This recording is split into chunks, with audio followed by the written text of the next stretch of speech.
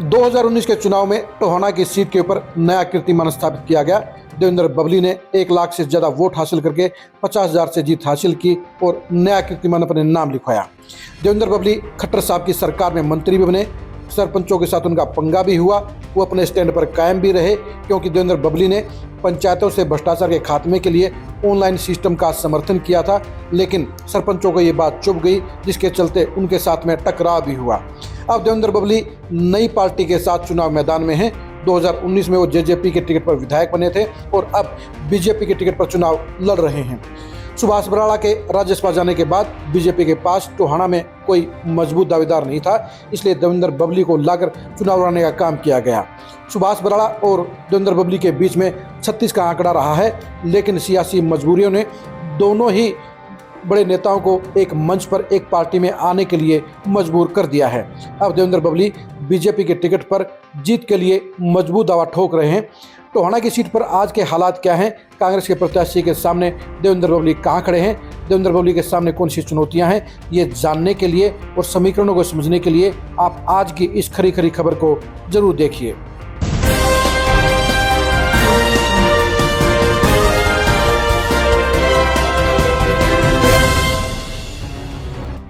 Tohana seat के ऊपर इस समय सिर्फ मुद्दा एक ही है, देवेंद्र बबली, देवेंद्र बबली, देवेंद्र बबली। जी हां, देवेंद्र बबली को लेकर ही चुनाव लड़ा जा रहा है। कांग्रेस ने टोहाना सीट के ऊपर पुराने नेता परमवीर सिंह को चुनावी मैदान में उतारा है। उनका परिवार पिछले 45 साल से इस सीट पर चुनाव लड़ रहा है। वो पिछले 2 चुनाव हार चुके हैं और एक बार फिर से देवेंद्र बबली के साथ उनका सामना है। हम आपको ये भी बता दें कि 2019 के चुनाव में टोहाना सीट के ऊपर परमवीर सिंह की जमानत जब्त हो गई थी। उन्हें महज 16,000 वोट मिले थे, लेकिन इतनी शर्मनाक हार के बावजूद भूपेंद्र हुड्डा की मेहरबानी से उनको टिकट मिल गया है और उनकी सीधी टक्कर देवेंद्र बबली से हो गई है। 2019 के चुनाव में ट्रायंगल फाइट के अंदर सुभाष बराड़ा भी मौजूद थे, वो नंबर 2 पर रहे थे। अब अगर बराड़ा और देवेंद्र बबली के वोट बैंक को साथ में मिलाया जाए तो ये संख्या 1.5 लाख की बनती है, लेकिन ये हकीकत है कि बीजेपी के विरोध का 50,000 का वोट बैंक अब देवेंद्र बबली के खाते से निकल कर जा चुका है। लोकसभा चुनाव का परिणाम बताता है कि बीजेपी के पास में लगभग 45,000 वोटर अभी भी मौजूद हैं। बीजेपी के 20,000 के कोर वोट बैंक के बलबूते पर और अपने 45,000 से अपने पक्के वोट बैंक के बलबूते पर ये सीट निकालने के लिए तैयार खड़े नजर आते हैं। नामांकन ने भी दिखा दिया है कि देवेंद्र बबली का पलड़ा आज भी भारी है। आप खुद ही देख लीजिए कि देवेंद्र बबली के नामांकन में क्या माहौल था, क्या नज़ारा था, कितनी भीड़ थी और परमवीर सिंह के नामांकन में कितनी भीड़ थी।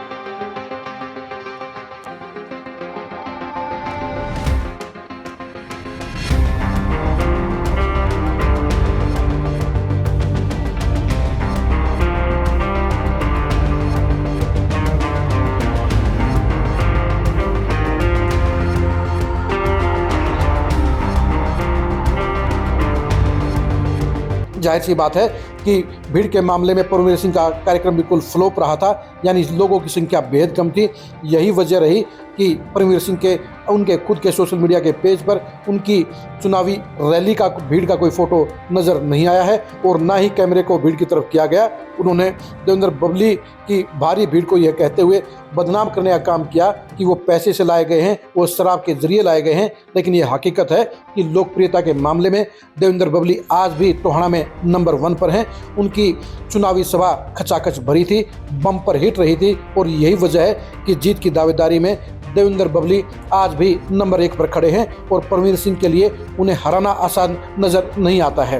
बेशक से घर के भेदी देवेंद्र बबली के खिलाफ खड़े हैं, बेशक से परमवीर सिंह बीजेपी की सत्ता के विरोध के वोटों के सहारे मजबूती से चुनाव लड़ रहे हैं, लेकिन ये हकीकत है कि बीजेपी का अपना वोट बैंक और देवेंद्र बबली का अपना पक्का वोट बैंक और इलाके के साथ संपर्क उन्हें मजबूत पोजीशन में खड़ा कर रहा है। अगर आज की तरह हालात रहे तो फिर देवेंद्र बबली को दोबारा चुनाव जीतने से कोई रोक नहीं पाएगा। लेकिन अगर 25 दिन में माहौल कुछ बदलता है, परमवीर सिंह का इलेक्शन नए शिखर पर चढ़ता है और देवेंद्र बबली का चुनाव डाउन जाता है, तो उन हालात में ही टोहाना सीट पर उलटफेर की कुछ गुंजाइश बन सकती है। लेकिन नामांकन के शक्ति प्रदर्शन ने बता दिया है कि देवेंद्र बबली बेहद मजबूती से चुनाव लड़ रहे हैं। उनके साथ में हजारों लोगों का समर्थन है, उनके साथ में बीजेपी का मजबूत वोट बैंक है और यही वजह है कि देवेंद्र बबली इस 2024 के चुनावी दंगल में भी जीत दर्ज करते हुए नजर आ रहे हैं। यानी बीजेपी का पलड़ा टोहाना सीट पर मजबूत नजर आ रहा है और यही वजह है कि देवेंद्र बबली भी अपनी चुनावी सभा में बेखौफ होकर और बड़े जोश के साथ अपने समर्थकों को चुनाव जीतने का आह्वान कर गए हैं। परमवीर सिंह के लिए चुनौतियां आसान नहीं है, उनकी उम्र आड़े आ रही है, उनके साथ में अब वो जोश खरोश नहीं है, उनके साथ में पुराना वोट बैंक भी नहीं है और आमने सामने की टक्कर में परमवीर सिंह के लिए हालात अनुकूल नहीं हैं। यानी टोहाना के समीकरण बता रहे हैं, टोहाना का माहौल बता रहा है कि एक बार फिर से देवेंद्र बबली चुनाव जीतने जा रहे हैं। अब देखने की बात यह है कि अगले 25 दिन में दोनों ही नेता अपने चुनाव को कैसे चलाते हैं, मैनेजमेंट को कैसे बनाते हैं और वोटरों को ज़्यादा से ज़्यादा संख्या में जोड़ने के लिए क्या प्रयास करते हैं। यानी अब चुनाव मैनेजमेंट का है, चुनाव माहौल का है और चुनाव अपने अपने नीतियों का और प्लानिंग का है।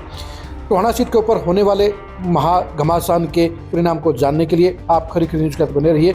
टोहाना सीट के ऊपर देवेंद्र बबली की चुनावी रणनीति और उनकी कमियों को, उनकी चुनौतियों को समझने के लिए भी आप खरी खरी न्यूज़ के साथ बने रहिए। टोहाना सीट पर परमवीर सिंह की आखिरी सियासी लड़ाई के अंजाम को जानने के लिए भी आप खरी खरी न्यूज़ के साथ बने रहिए। आप हमारे फेसबुक पेज को फॉलो कीजिए, आप हमारे यूट्यूब चैनल को सब्सक्राइब कीजिए। आप टोहाना के चुनावी समीकरणों के बारे में क्या सोचते हैं, आप टोहाना के चुनाव परिणाम के बारे में क्या आकलन करते हैं, ये कमेंट करके जरूर बताइए। नमस्कार।